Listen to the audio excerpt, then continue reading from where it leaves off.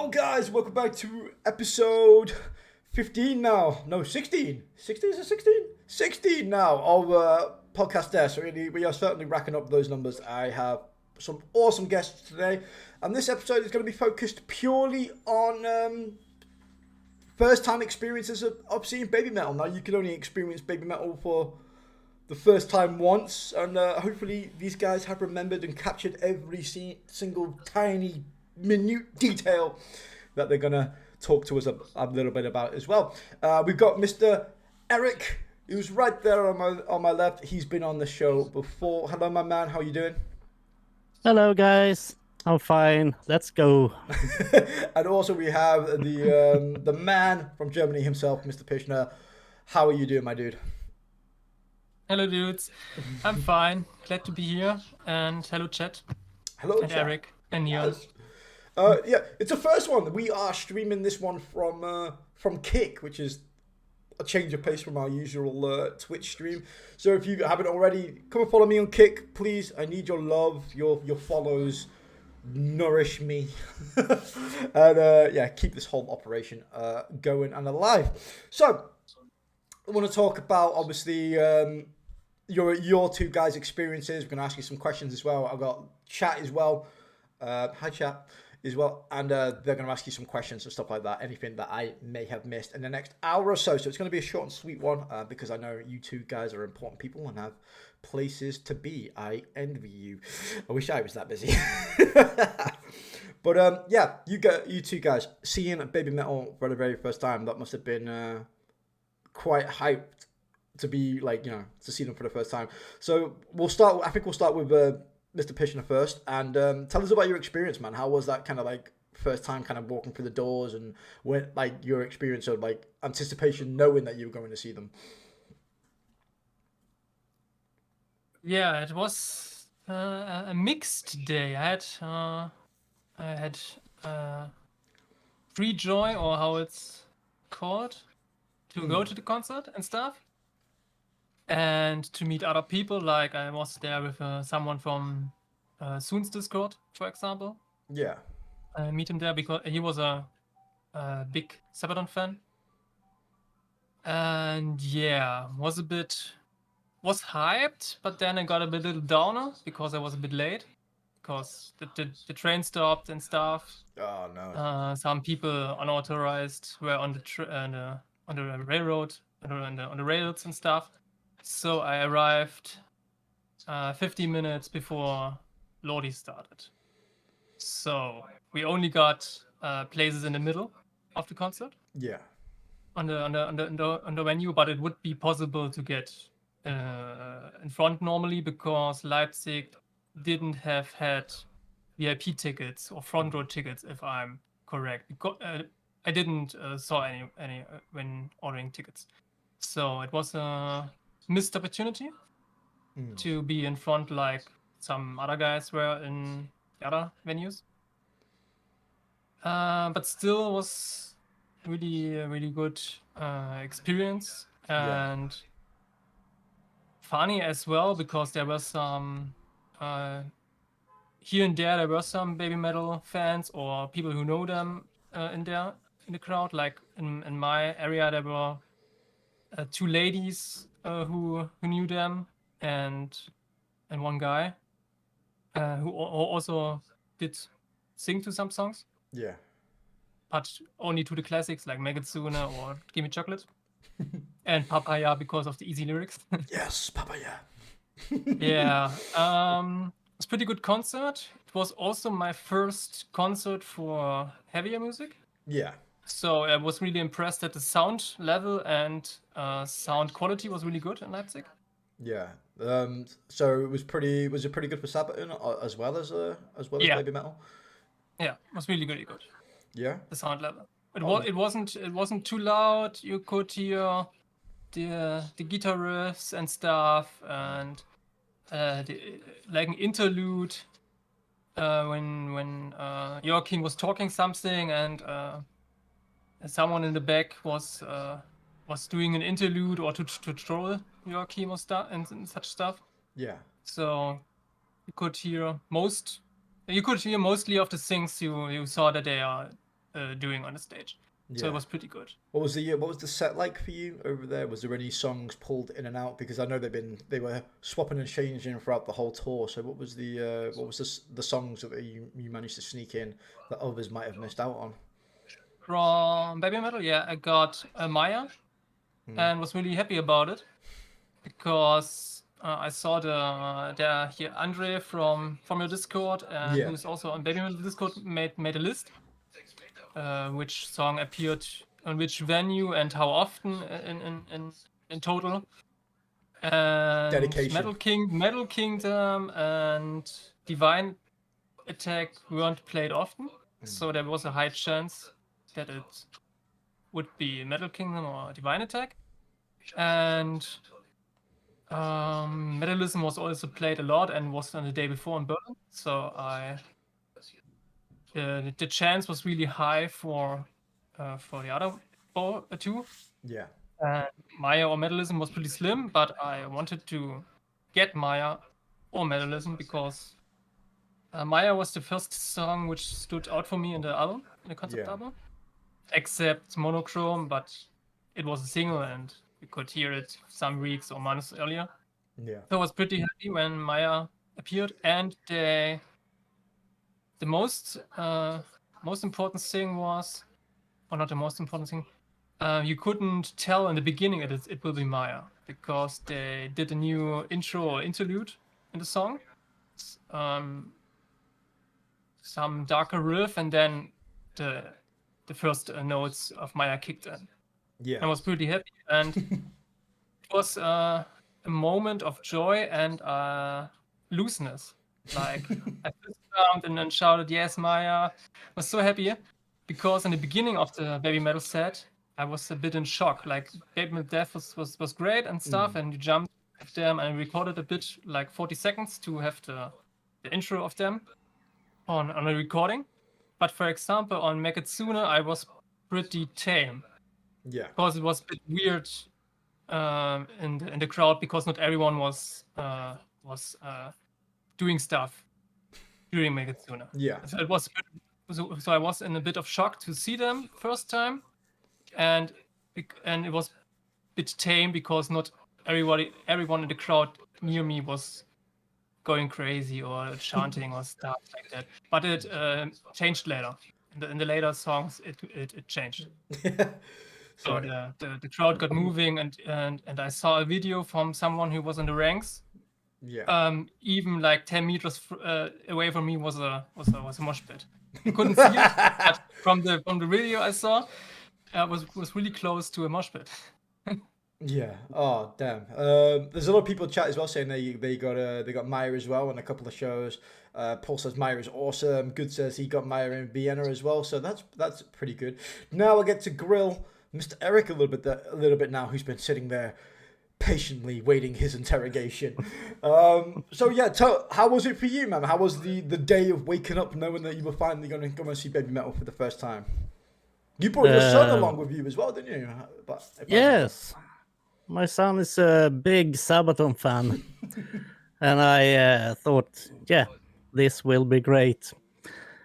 But we arrived in time, 1.5 hours early. Yeah. Did have lots of time checking merge. Since it was my son's first concert, we took seated places and got good seats. We saw a whole stage, got great sound.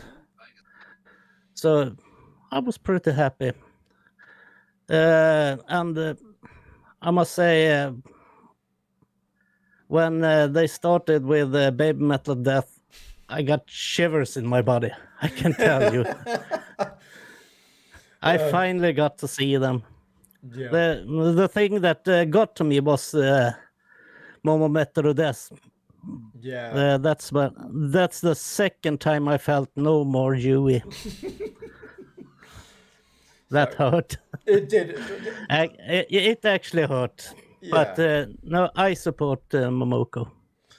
Yeah. And but overall, they had what they expected. Got a little disappointed with BABYMETAL because I want more. I felt it. That's why I'm going in November. Yeah. Same. I already got the tickets. Yeah, same for me. Yeah, that's how it starts, isn't it? You get that little bit of taste and that's it. Then you want more, then you are hooked. Yes. Cobra's got But, us all by the balls. But overall, I must say, seeing Lordi was great. They were better than I thought they would be. I only knew 2 songs. Yeah. And now they did a good performance. I love them. My son loved them. He had almost never heard them. Yeah. We got BABYMETAL, and even my son thought it was good. Yeah. Oh, that's good. He don't like them, but he was approved. Yeah. That's how it And then- starts. That's how it starts, yes. Down the foxhole. And Sabaton, a great show, lot of pyro, as it should be. But I must say, we got Metal Kingdom in Stockholm, by the way. Ooh. Oh, yeah, what's good? I really liked the show overall with BABYMETAL. Yeah. And see them dance. See, I agree with Megitsune. It was a bit lame. I think I was the only one in our section that yelled with the Suzuka.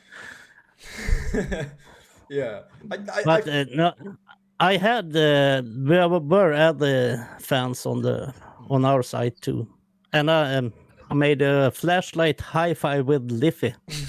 he was down on the floor. Flashlight high five. I like that. Yes. So overall, I must say that was a very good concert. I loved Lordi, I loved BABYMETAL, and I loved Sabaton. It was worth the money, I must say. Yeah. We're going to touch on Yui just a little bit. Like you said, Eric, then it's a little bit of a bittersweet thing to see. Obviously, for you guys as well. Obviously, seeing them for the first time. Obviously, without Yui. Obviously, Eric just said how that, a bit, like I said, a bit of a bittersweet moment. Was that the same for you, Pischner? Did you have any kind of like feelings when the Momoko chant went up? Yeah, I like that she's a member now, and she has her lines in the song, really good. And Momoko was also the adventure I liked the most, if you're allowed to compare them. Yeah. So I was pretty happy to have her there and have her in the future. Yeah. Oh, nice one. Out of all the songs, obviously in your guys' sets, what was the one song that kind of like really kind of blew you away for, like, it could be for any particular reason? Was it like choreography or just an old school song that you liked the most, or one of the new ones that kind of like you're like, oh wow? For me, the most which blew me away was emotion-wise Maya, because I was so happy to get it. And lyric-wise or song structure-wise, it's monochrome. It's a bit weird, but it was the first time where you can sing the chorus without feeling being weird. You know what I mean? Because Yeah. you were in a place where it's meant to be. Yeah. Where you're meant to be, you're not at home or in the train or something like that. So it was really fun. You get to display your love of BABYMETAL for all to see, and it's widely accepted. I get that. Yeah. What about you, Mr. Eric? Was there any I agree on the monochrome. That was awesome to hear. But the song that got me the most that night was Road of Resistance. That song is that's so typical of BABYMETAL. Yes. Yeah.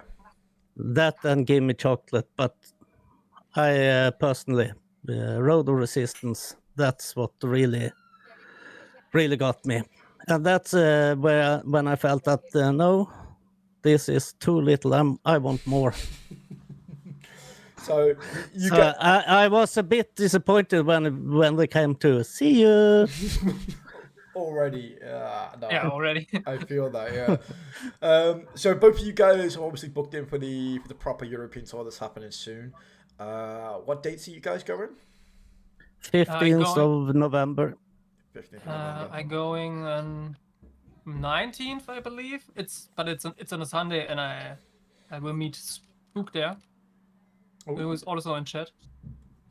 If one of us is ill or some stuff. I'm sure Paul was going to like freaking every show, isn't he? At this point, I'm sure he's gonna take it for every show. No, I said Spook, not Paul. So, yeah, no, I meant just in general, Mr. Paul. Yeah, I think Paul will tour the hell out of Europe. The hell out of Europe for sure. And maybe Vienna, because it's even though it's during the week, my state has a holiday on a Wednesday, and so I could get off from work with less holiday days or off days. So there's never enough off days. I wish I could have all the off days to go and see BABYMETAL every day.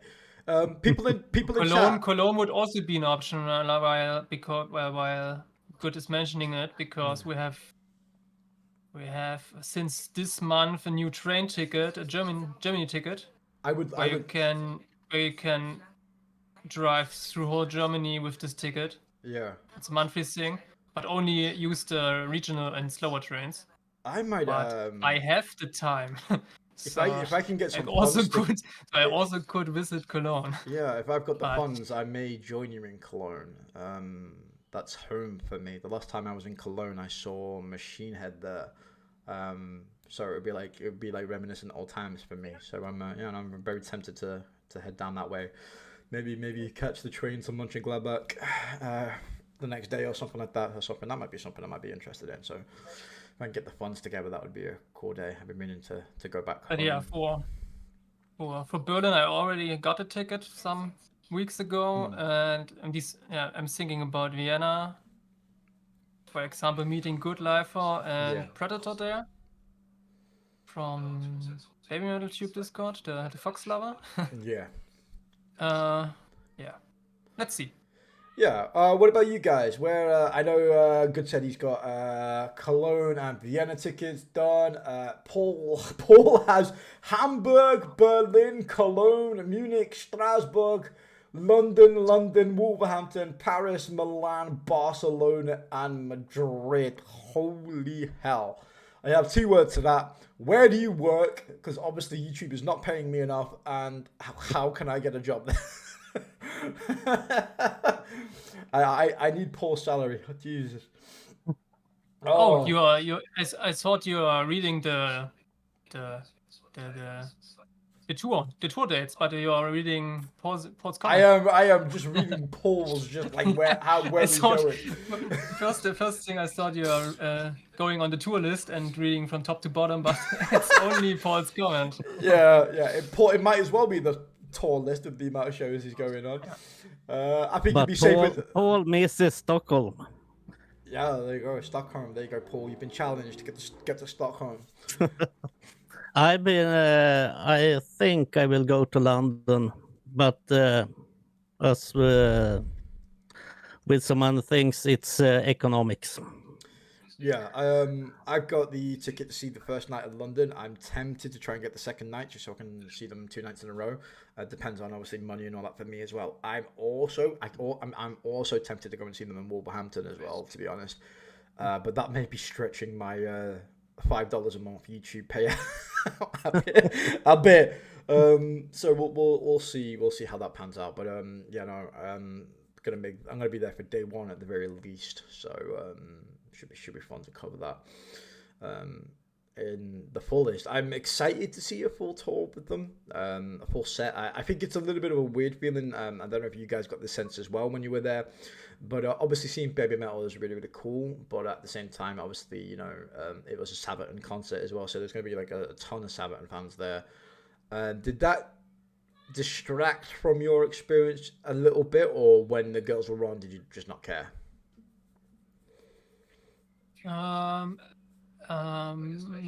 partly yes, partly no, because some of them on my area blog or whatever you could call it knew some songs, like for example "Give Me Chocolate" or "Road of Resistance." Then there was some, like I said, girls next to me who sang to Papaya and stuff. So it was a mixed thing. Also, you had a bit of a talk and discussion with people during between songs or between the set of Sabaton and BABYMETAL. So you could have a conversation with them, like some thought they're from Korea, for example, because of the choreographed dances. Or 3 guys said they didn't like the beginning of the show because there was no singing. They didn't understand the concept of BABYMETAL Death as an intro song. It was really weird because they were there for Sabaton, but they didn't like that this BABYMETAL Death was this hard and no singing. So I had to explain them that it's one of the show openers and what they are doing. And I told them that they do a word pan or a play of words. And then they understood that they weren't fans in the beginning, but they liked the last 3 songs. Yeah, I don't think my input needs to be said here with with the input of the BABYMETAL Death Scene. This podcast is named after that song, so. It was a mix, and in the end, Sabaton got a new fan, which is me. Ooh. I knew some songs, but not all of them. Yeah. My favorite song wasn't played there, but it's an older one. Lion from the North. What? Okay. But like the partner, the friend, which was there, who is a Sabaton fan, and he was screaming after them and singing with them, and when there were parts which you can shout and sing even without knowing the song in detail. For example, on Prima Victoria. Yeah. It was pretty easy because it was on the screen, for example, and or when they repeated the lyrics to so the crowd can sing, like in the Red Baron, for example. Yeah. I knew the song, but it was really good that they slowed down the song and gave a call and response part to it. So yeah. So overall, the show was great for me. Even though I was there for BABYMETAL, I enjoyed all 3 acts. Yeah. Well, that's good. What about you, Erik? Obviously, it might have been a slightly different experience for you with your son already being a Sabaton fan. So did that distract you a little bit, or were you kind of like more trying to make him impressed with BABYMETAL because of it? Make them stand out a little bit more? He admitted it. He got surprised on BABYMETAL Death. That slow part in the beginning, and all of a sudden, all hell breaks loose. So he was surprised. And some of the classic songs he heard, wonder why. But yeah, seeing them live is another thing than just hearing them on Spotify or seeing them on YouTube. Yeah. Was that like a different? But I had some BABYMETAL fans around me too, but they didn't sing along. They just kept pace. I'm trying to work out as well how many drinks Pischner has got, because I've looked down now on my screen, and every time I look down, he's got a new drink. Like he's like a beer can. I have orange juice. I have some orange juice left before we started the call. I'm expecting him to pull out like a strawberry like sundae or something next. Start drinking away. No. I'm not a heavy drinker, but I reserved the beer here, and because Spook was doing the pun, which was Sabaton or Joachim doing, at least in Germany, he was drinking a lot on stage, like 3 or 4 beers. Yeah. And one of the other band members in one shot a beer as well. Oh, nice. I don't know how it was in Sweden or in the UK. Yeah. But in no, the German concerts, he drank a lot. Yeah, no, he. I couldn't tell that he was drinking on the London one. So yeah, I think nobody drank on the London one, which is pretty crap. But yeah, a drunk band or a merry band is always a good band, I think. Few drinks I don't is know. always good. I don't even know if Joachim was drunk because of his pounds and things. So. I imagine he can hold a beer or two or three or four or five. In Stockholm, in Sweden overall, it's not a good sign to drink on stage. So Joachim didn't drink on stage there. Yeah. It's an unwritten rule or something like that. Like bad behavior. Like that. Yes. Okay. So the total difference to us, yes. like he did one beer, which was really good in the beginning, and most of the crowd wanted to get him another one, and he said later. Like, it's good to hear. Sure, I think it's like an unwritten rule to make sure you have to have a drink when you play in Germany, isn't it? Yeah, similar like that. So I remember actually a gig in Germany that I saw in Cologne as well. It was like a really small venue, and I think it was In Me, if I remember rightly. And it was such a tiny venue, but there was like a bar in the venue, and that was like the greatest thing about little Germany small gigs for me, is just being able to like play the band at the front of the show, and then they're usually at the bar at the back of the gig, while the other bands are playing. You can go talk to them and have a beer and stuff like that. That was pretty cool. But yeah, there was something similar in I saw some tweets or Instagram whatever, a post in Vienna or off Vienna, like the Western Kami band were in a club near the venue after the show. Yeah. Together. Nice. Together as band. Yeah. Did anybody manage to spot the elusive Koba? No, I think no one spotted Koba in Europe. Well, except the people who were in contact with them in text messages. We didn't see him personally, but I know a couple of people in London who saw him get a coffee at Costa. Apparently, I can't validate the validity of this, but apparently he was spotted in London next to London gig. Technically, London is not Europe anymore. Kidding. Technicalities. But I know something who was in contact with him because he wanted the approval to take pictures because he was one of the venue photographers for Berlin. Yeah. Nice. And he was ranting on Soon's Discord because he got no message till 30 minutes before the show start, if he gets approved or not. But it wasn't only him, only BABYMETAL. Yeah. No act of the show gave an approval till 30 minutes of the start. So not only a yes or no info. That was really pissed him off. Then he got a no, and then he didn't go to the concert because he was a bit pissed. Even though he likes BABYMETAL.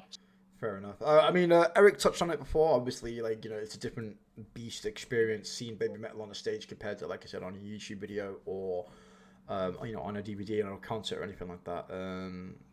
What was like your best memories of taking kind of that away, or what was different for you per se, each of you, kind of seeing them like on stage? Like, what really kind of stood out that can't be replicated on a DVD or, like I said, on a YouTube video? I want to say one thing is that BABYMETAL show they are human. They made mistakes. It was a real concert. Yes. I'm sorry to say, but the Blu-rays, it's too much perfect. Sorry. I go to a concert. I want to see the small mistakes. I want to hear when they don't sing correctly. I want to see. I saw there was a clip out when Moa is tripping on stage. Why couldn't I get to see that? Like in Munich. Yeah. Yeah. Or on another venue where she or this Magazine or on Road of Resistance when she was on the planks and leaned forward to the crowd and she was nearly falling over. They showed some humanity, Yeah. which There's is really good. There's a debate to that. I know we were talking about that in the Discord a couple of months ago. We were talking about like the more humane side of BABYMETAL, and maybe they need to show that a little bit more. And I think that's what you see more in gigs that you don't see in videos. You see more of those smiles, those little moments of Moa prodding Sue and stuff like that, and winding her up in between takes when they're trying to stand still. Either that things that don't, like sometimes the DVDs don't pick up, or they intentionally move the camera to kind of hide. Rumor has it that every editing mistake or humane moment the girls have, Cobra grows a grey hair. So it's nice to, yeah, it's nice to see those little things. And again, it's you kind of realize that the girls are human as well sometimes when you see them on stage smiling. You also see, you also saw at least on another clip from someone on a Discord. You saw more a bit, not stressed, not a bit mad during a clapping stage. Like she was doing the clapping part, but wasn't amused to or smile to the crowd for like 10 seconds or something like that. Ooh. Which you don't see on a recording. Yeah. On a official recording, I mean. Yeah. Yeah, fair enough. You saw it's even though it's their passion, it's their job. So and everyone has an off day or off seconds and stuff. So yeah, of course. We're only human, they're not machines. They're gonna have those split seconds all the time. I've done it when I'm streaming as well, when you obviously supposed to act all happy and nice, and then even I have those 15 seconds where I'm just like, oh, fuck my life. We all have it. I'm going to put you under real pressure here, and I'm going to ask you a really, really serious question. Who's the better dancer, Moa or Momoko? Oh, I thought you mean of the three of us. Oh, the three of us, it's me, hands down. Is that even a question? The Avengers. But yeah, no. Out of Momoko and Moa, who caught your eye the most on the night? Seeing them live on stage, I say Momoko. You were on the Momoko side for most of the set? Yes. On the ranks? Okay, for me, it was different. For me, I was more often on my side. Yes. So I could only judge more, because when Momoko was on the other side of the stage, she was too far away from my spot to see her in detail. Okay, So we saw them a little bit from above.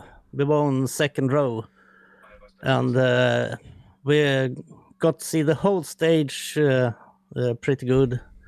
And that's when I thought Momoko did the best performance. Yeah, I'm checking chat right now if I'm getting grilled here. Or...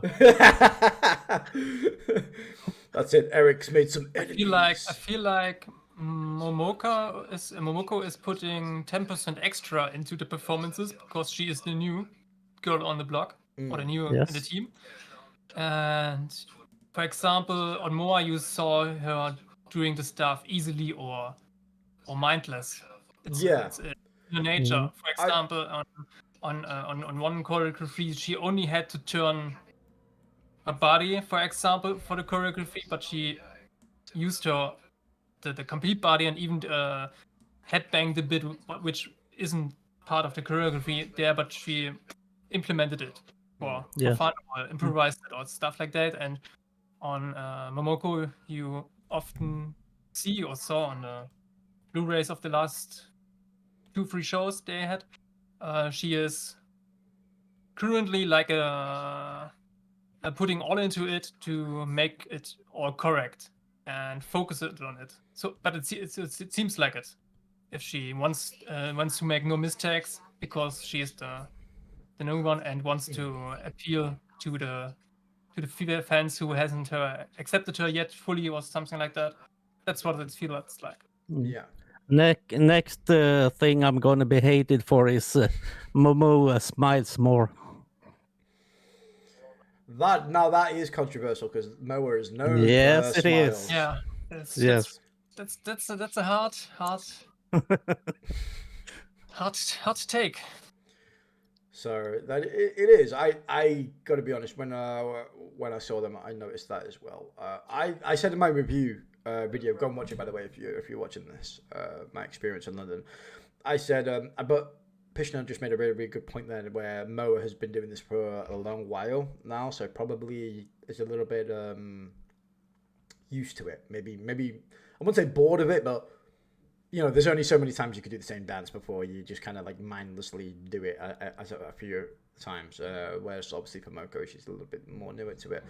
But I think Momoko's dancing with like her past like idol stuff and the way that she can gonna say this in the best PG-13 way possible, contort her body is a lot nicer looking than I think Moa puts on for her, and it's definitely a stark contrast, especially when you see her alongside Sue and Moa. It's definitely a bit more new and tantalizing a little bit more compared to the two, and obviously when you combine that with her happiness and just bubbliness as well when she's doing it, when I saw her in London, it was hard to take your eyes off Momoko. So it was hard to take your eyes off Sue, to be fair. Like for me, I'm not gonna lie, most of my attention was on Sue for 90% of the show, but I did feel a little bit guilty because when I first saw BABYMETAL, I was looking at Moa constantly. And this time I felt guilty because I couldn't, like, when I took my eyes off Sue, I was looking at Momoko constantly, and I was just really happy that she, like I said, how bubbly and how happy she seemed. Whereas I think with Moa, we're kind of used to it a little bit now. So yeah, it's kind of hard to compare the two a little bit now, in that respect. Not to take anything off Moa, obviously. Momo living her dream. So, if you could, obviously, go back to the shows again, would there be anything you two would change from your particular first experiences? Is there a song that you would have liked to see for the first time, or something from the set that you didn't see that you would have liked to see? I wanted the headbanger. Yeah, That's it's one of the songs I want to hear and see live. Yeah. Like, yes. I don't like the CD recording because it's a pretty old one and the voice is a bit too pitched on the studio recording. So when I listen to Headbanger on a recording, I always take a live version from, don't know if it's on Wembley, but it's on a LMG Yeah. singer, and those are on Spotify and YouTube and stuff. So if I listen to the song and I'm not watching a Blu-ray or DVD or something like that, then I take a concert version of Headbanger. Yeah. Also, it's one of the reasons I don't like requesting this song on Rock streams, because there's only the studio recording of it. So yeah, Headbanger would be pretty cool to see live. With Momoka getting her mic now, just touching on this before we go to Erik, would you like to see maybe some songs be re-recorded, or should they just not touch the old songs at all and just focus on the new songs? Would you like a re-updated Headbanger or something with a Momoko vocals? You mean a special version, or like a birthday double version from Momoko? Yeah, For example, if she hits a certain age. Yeah, if the occasion called for it. How old is she right now? Is she 21? I believe she is 21. Yes, as far as I know. Let me Google it. Momoko, Paul says re-record with the Black BABYMETAL songs. She's currently 20. Yeah, so the next special would be in 5 years, or they get another occasion. So for a new Headbanger, if it will happen, then it's fine. But a new recording of BBM songs, I'm totally fine with it. For example, good job. It's a really cool song, and we saw Moa performed it solo on Legend S, and later, I don't know which concert, wasn't it on one of the Budokan 10 baby metal shows during the pandemic? Yeah. Where she also had Yeah. black baby metal song and she performed alone, so I'm totally fine with it. Song 4 shouldn't be touched. In my I lost the words. In your mind. In my opinion. In my mind. In my opinion, song 4 shouldn't be touched, but I'm not the biggest fan of this song anyway, so I lose nothing. Yeah, but good job. Cis anger if it's done well. I can't see Momoko really angry, for example. Or Moa, you have to switch from happiness to the pouts, or how it's called in English, the stairs and the pouts. Yeah. So you see it in her personality a bit. She can switch a bit from overly joy and happy to a bit angry and fierce, but I can't see it with Momoko. So it wouldn't be the perfect song, but yeah, like I said, good job. And what is the fourth black baby metal song? Cis anger, good job. Cis anger, Song just 4. job.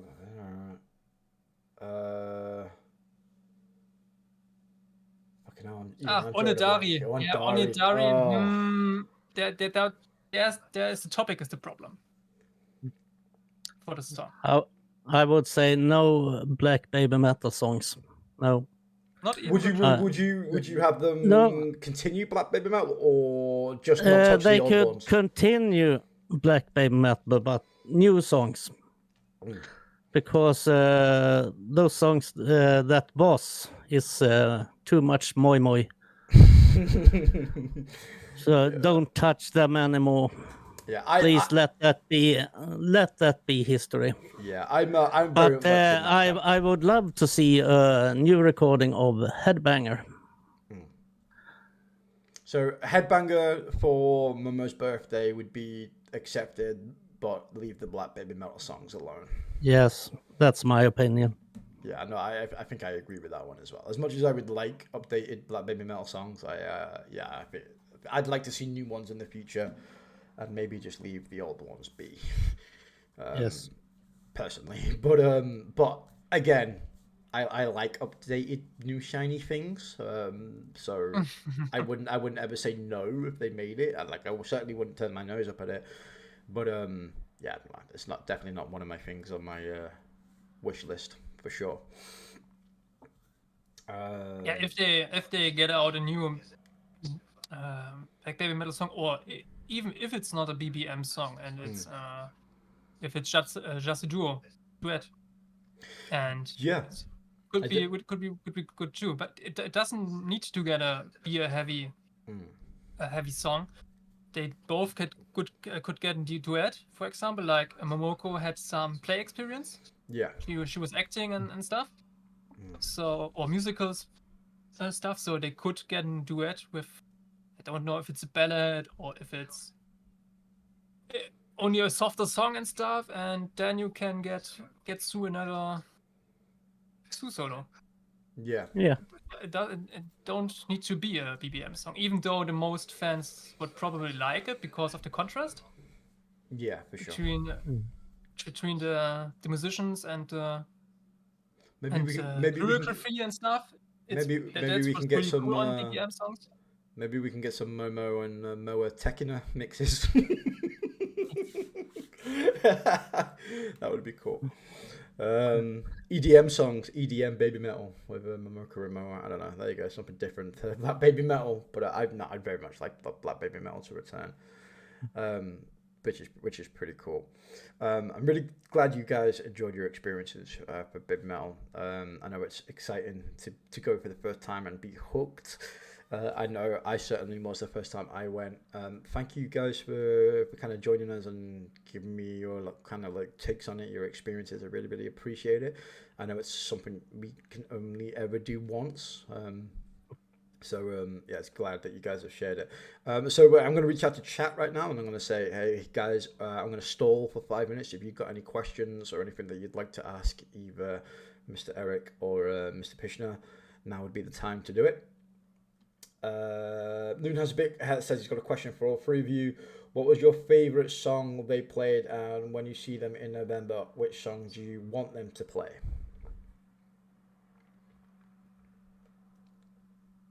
Kind of touched it on a little bit. What would you guys say? Part of the questions we already touched, but Yeah. you can repeat it as a summary.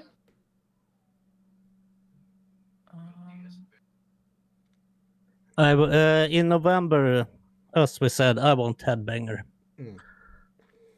Maybe even Doki Doki Morning, but that's me. Yeah, for sure. For me, my favorite still is Road of Resistance on that concert. But as we said earlier, I think we said it. This was not a Baby Metal concert. This was a Sabaton concert. All was staged for them. Yeah. I want to see Baby Metal in their own show.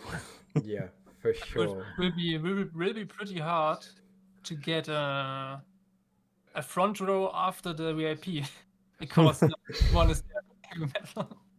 It was our chance to get in front or pretty far on the front rows, but now it will be hard. But yeah, it was a Savannah show. Yeah. To Loon, the favorite song there for me was Monochrome, because I could sing the chorus and stuff finally. What I want to see on the headlining tour, I would like to see Karate, because it was the first track I saw from them on 2016. Then I listened to it, had it on my playlist and stuff. Then I didn't get deeper into the foxhole and didn't search or anything. Yeah. And when I came back to Baby Metal, it was also the first song. And I liked the gentle riffs of it. So it'd be really cool to experience it live. Yeah. For me, I would probably say, I'd probably go along with you two and just say, because Headbanger wasn't on there, I'd like to see Headbanger again in November. Maybe something that probably most definitely won't be there, but I would love to see again live because I enjoyed it so much the first time was BMC. Yeah. And I'm so sad. I rediscovered Baby Metal before the pandemic, but only some days or like 2 weeks before the Berlin concert. Yeah. And the Berlin concert was on a Friday. So I had no possibility to travel to Berlin and to get days off in time and stuff. So I missed to see them with a break of 2.5 years because of pandemic. I missed BMC Live, which I didn't knew as a song, or I knew it because I saw the Japan release bonus track and stuff, but I wasn't fully into it. So, like, heard it once or twice, so it would probably blasted me away live. So like, yeah, BMC Live would be amazing too. I feel your pain on that one. I discovered Love Bites like a week after they were in Manchester, and then the pandemic hit, and they've not been back since. And I'm like, come on, tour in England already. Same with Bandmade as well. I missed Bandmade just before the pandemic, and I was just like, oh god, like I had like the worst luck ever. But I did manage to see Baby Metal just before, like literally like a couple of days before like the world went to shit. So I got a bit lucky on that one. But I agree on BMC. I would love to see that too. I think that's a banging track. I really enjoyed it last time. Like to see if Sue is really spitting the rhymes and punchlines live, because the contrast of the drop when the band stops playing and you only have the backing track for the rhythm, or even this is stopping and you have only Sue. It's really good on the recordings. It's good on the live versions, even though they are mixing in a bit or doing some studio work after it, but they can't fix everything or polish everything. So there must be like 95% of real Suzuka in the recordings. So Yeah. this would be really, really cool to see live. Even though you're on the back of the venue and you can't see her, only hear her would be amazing song. Yeah. I must say something about Sue's voice. I finally got to hear her live, and it's an amazing voice. I love it. That girl can sing.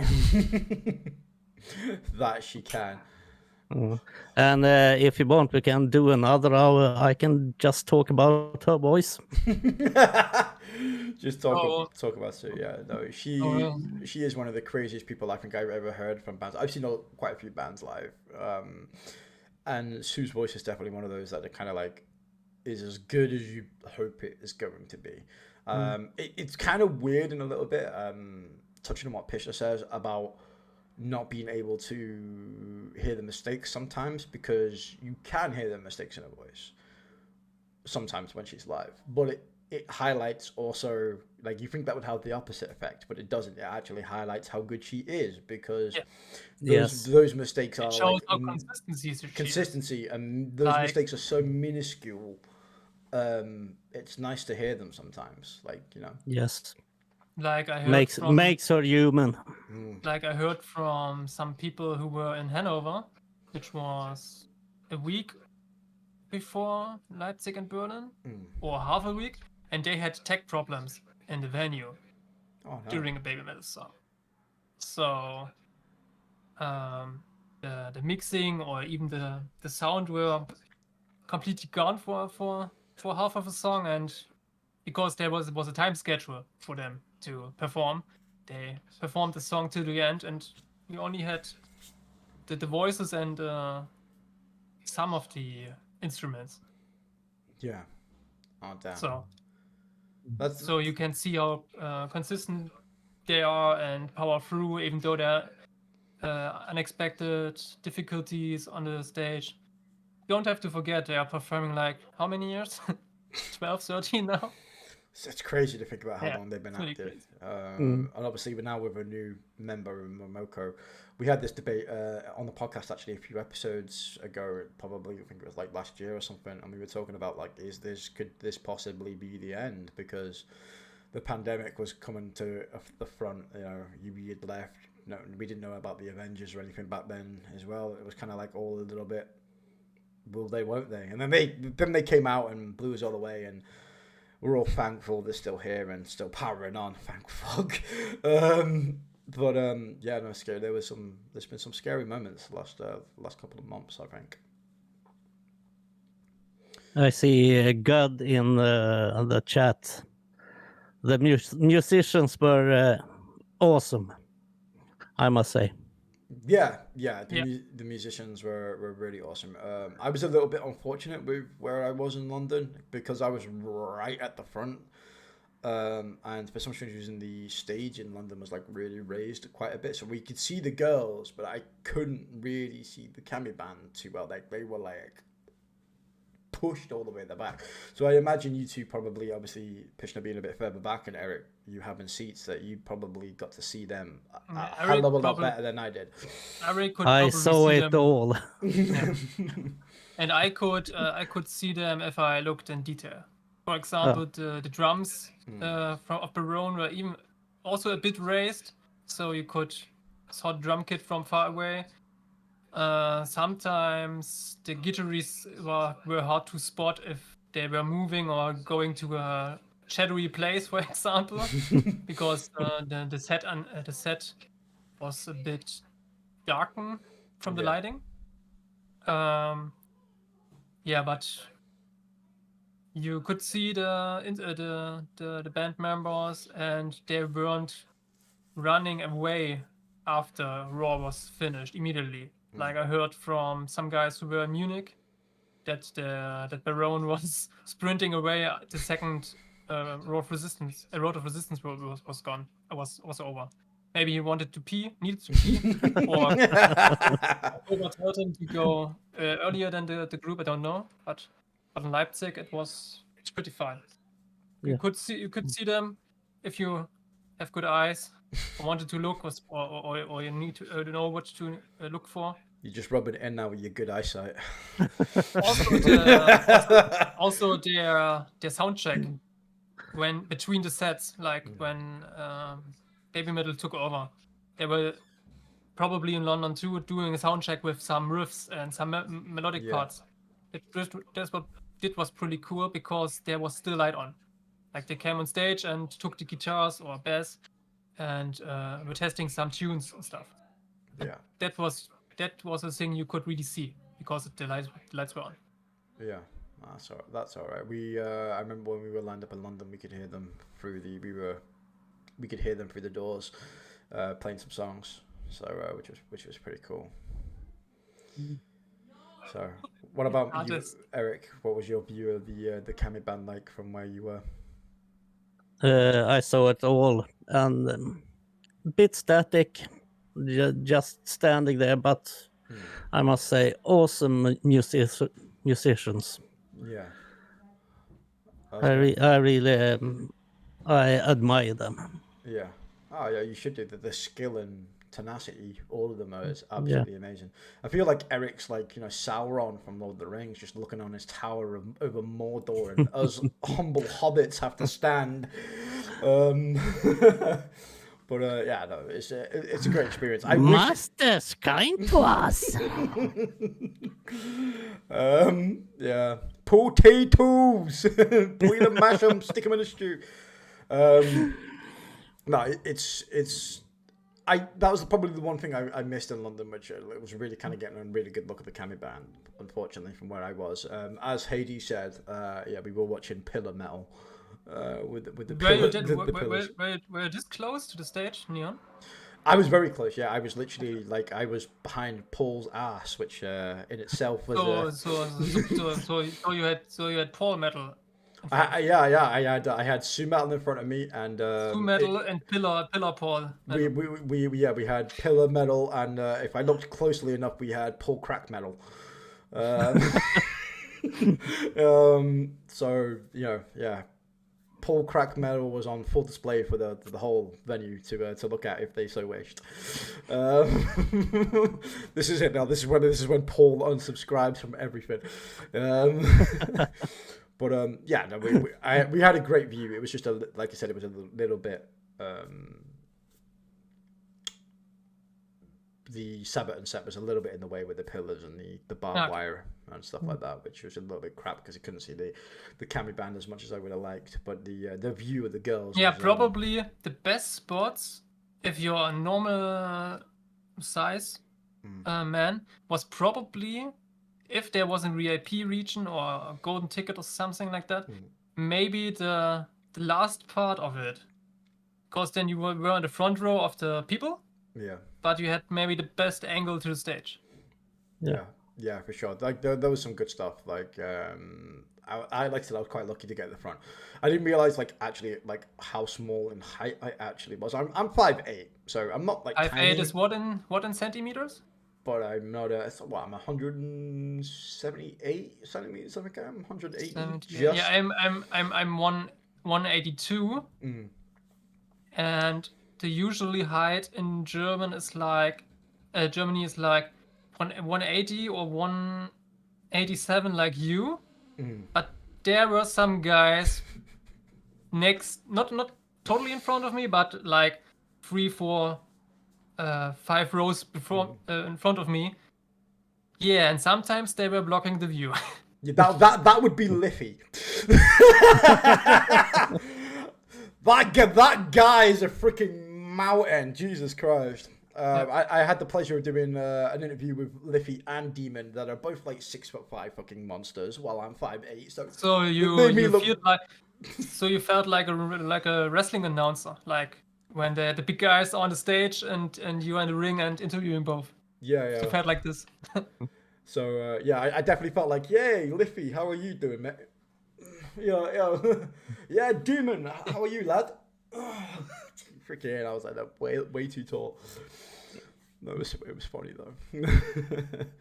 Does anybody else have any questions, more questions in the chat as well? If you're watching this on YouTube as well and you've watched it all the way, I really, really appreciate it. Again, this one's a small and sweet one, but it's nice to get new people on, new fans as well, to experience the girls for the first time. It's always a special and unique kind of experience. And I hope that if you guys want to watch this on YouTube, let me know in the comments, would you like me to invite Mr. Pischner and Business Erik back on to talk about their experiences in November? That way I can turn around and do this twice. I can turn around and go Baby Metal fans first experience, and then I can do another video in a couple of months saying Baby Metal fans first experience of a full show. So yeah, I could do the old YouTuber trick and squeeze that content dry. But yeah, if you want to see these guys back on again, let us know in the comments down below, and don't forget to leave a like and smash subscribe in this video. Also, don't be harsh on us, or be a bit lighthearted, because both of us, Erik and me, aren't native speakers. Yes, as well. Yeah. You see in Erik's background, he's from a Nordic country, looks like the Kingdom of Sweden. Yes. I'm from Germany, the state of Saxony, and yeah, we either have a dialect or don't use English that much. Yeah, in talking. And the worst part of this is they both speak better English than I do. Guys, what are you? Christopher says, guys, what other Japanese bands do you like? What Japanese? Okay, Erik. Razor Soilen is one. Roselia, Bandmade, Love Bites, and most of the Bang Dreams overall. Yeah. Okay, I come back in a bit. Yeah. Give me a second. For me, I think some of my personal favorites are Love Bites, Unlucky Morpheus, Bandmade, Baby Metal. Been really enjoying a band called Kizu at the minute, which is not really a band I've been reacting to on the channel all that much, but I've been really into them as of late. Yeah. Loon, I'm getting there. Ooh. Of course, I don't forget Atarashi Gakko. So, Christopher, I'm a huge Nemophila fan. You could probably see. Also Nemo as well. It's nice to see Nemophila getting some. Yeah, I ordered their first album when it came out. I ordered a second album, and when the hoodie was back on sale, Saki posted it on Twitter. I was really lucky. I got on their website, got on size L, and it was the last hoodie, the last zip hoodie. So I bought it, and then I saw the shipping costs for only one hoodie, but it's the same because of the transport distance. So I decided, you can still order the singles from their early days from 2020 and Dissension from 2021. Yeah. Because they are really cheap in comparison, and you can help the band because it was directly from the shop. So I ordered them together. And I have 2 shirts here as well. So Nemophila is the number 1 band for me. Then, in the same height like Baby Metal. Yeah. Yeah. Then I like Bandmade, even though I didn't watch or listen them too much anymore. Like in 2020 and 21, I had a high Bandmade phase. But if they come to Germany, which they did before 2020, often, like in Hamburg, North Germany, or Bochum, and which is near Cologne and stuff. So they are often had tour dates here as well. Love Bites, occasionally listen to them, like when they announced their last album, not the last live album. I listened to it at work, for example. Razor Soilen and Rosea, like Erik said, I like the concept of them, but I'm not that much into the anime, like Erik and Loon and others are. Yeah, I've seen a few episodes. I saw some episodes. It's not my type of anime from the topic, but I like the concept, which is Bandori or Fujiroad is doing with them. It's like doing movies, doing anime, doing games. For example, Kane from the community played such rhythm games before. So Yeah. that's and I'm a big Lisa fan. yeah, I was Japanese just about to Lisa. say Lisa as well. I literally was trying to put in there and go, and Lisa. I bought her latest Blu-ray with its best of 11 years. Damn, she's been around that long. Whew, it feels like, again, wow. Some of these bands now have been kicking it around for quite a while. It's quite amazing. Well overdue some tours with some bands. If you had to go and see a Japanese band at the next show and you could only pick one, who would you go and see? Have to travel to the country? No. If they, let's say they were all in your hometown, they were all playing at the same time, and you could only see one. Who would it be? Atarashi Gakko. Atarashi Gakko. Probably Nemophila, because I discovered them like some month after they got together as a project to support Mayu, and like some weeks after they uploaded their first own song on YouTube, I discovered them, checked them out, and I'm a fan since then. So it would probably Nemophila, because it's the band I saw grow up. For me it's a tough one. I was actually Atarashi is actually a good shout. I think for me, Love Bites just nudges it. But I'm going to cheat a little bit, and I'm going to say the band I would most like to see. But I only want to see them in Japan. Like, I literally don't want to see them anywhere else but in Japan. Is Wagaki Band. Yeah. I also like Wagaki Band. Really, just want to see them in Japan. Like, if I could see them just in Japan, that would be my band above everyone else.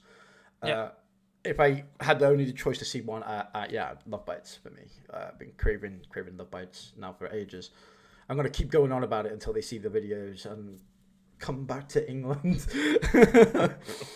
So everybody's like, that's cheating. Yes, I know. No, not you are cheating. Good Life is cheating. He picked a band which isn't playing live. It's only a side project. So, like I said, there's so many good bands to come out of. Lots of good bands just in general in Japanese music as well.